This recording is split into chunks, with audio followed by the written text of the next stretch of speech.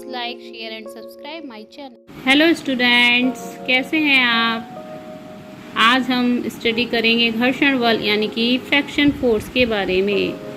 कभी आपने देखा है आप दौड़ते हुए आए हो, आपका पैर अचानक केले के छिलके पे पड़ जाए तो क्या होगा, आप गिर पड़ेंगे। आपने कभी सोचा ऐसा क्यों होता है। एक और देखिए एग्जाम्पल मैं आपको बताती हूँ।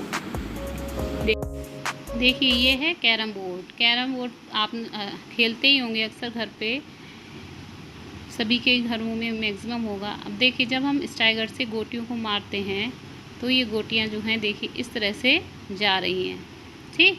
लेकिन हम अगर इसके ऊपर पाउडर छिड़क दें, अक्सर आप लोग घर में ऐसा करते भी होंगे, पाउडर छिड़कने से क्या होता है, गोटियां बहुत ही तेज़ी से कैरम बोर्ड पर फिसलने लगती हैं। ऐसा क्यों होता है, पाउडर छिड़कने से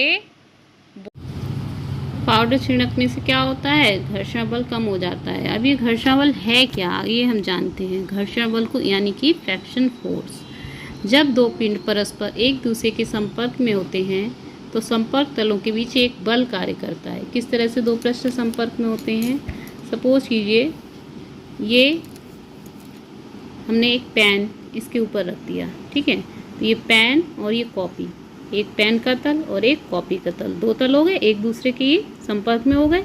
अब इस पेन में हमने गति की, इस तरह से इसको हमने आगे बढ़ाया तो क्या हुआ, ये थोड़ा सा आगे जाके रुक गया। क्यों रुक गया, क्योंकि ये जो पृष्ठ है इसने इसको इसके पेन के पृष्ठ पे एक घर्षण बल लगाया जिसने इसकी गति का विरोध किया और इसकी गति को रोक दिया, ठीक।